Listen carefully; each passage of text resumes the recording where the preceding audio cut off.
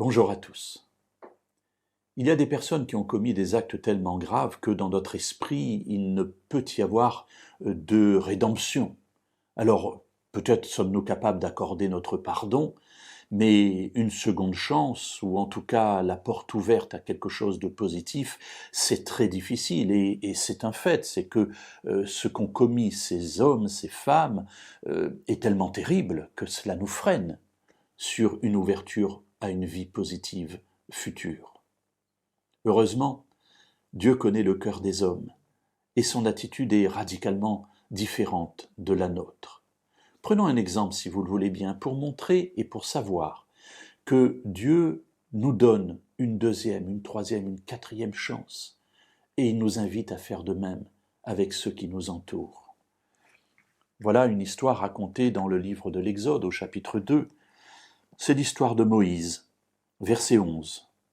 Moïse, devenu grand, se rendit auprès de ses frères et porta les regards sur leurs pénibles travaux. Il vit un Égyptien qui frappait un Hébreu d'entre ses frères.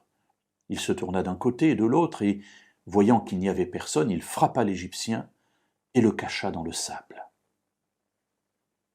La suite du récit, jusqu'au verset 15, nous montre que cet acte de bonté qu'il a eu vis-à-vis d'un de ses frères ne va pas lui être profitable, puisque le lendemain il est accusé d'avoir tué un Égyptien, il a peur et il s'enfuit en pays de Madian.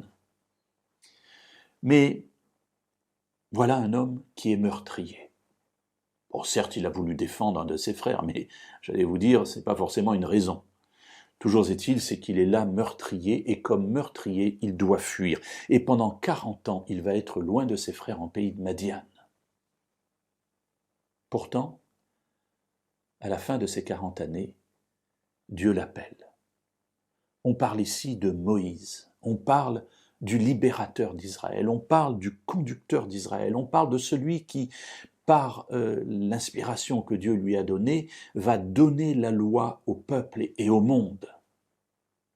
Ce grand personnage, cet immense personnage de la Bible, au début de sa vie, est un meurtrier.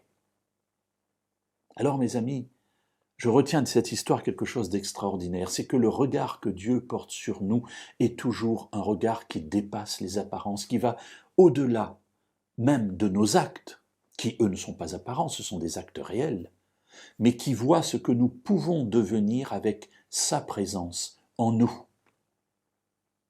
Mes amis, nous ne sommes pas Dieu, bien évidemment, mais je vous invite et je m'invite aussi à avoir un regard plus rempli de compassion vis-à-vis de ceux qui pêchent, de ceux qui tombent, pour nous poser la question de savoir et que deviendrait cette personne si Dieu agissait en elle. Souvenons-nous de Moïse, souvenons-nous d'autres personnes qui ont changé radicalement de vie lorsqu'ils ont connu Dieu, et soyons, au lieu d'être des juges, des personnes encourageantes, facteurs de progrès pour tous ceux qui nous entourent.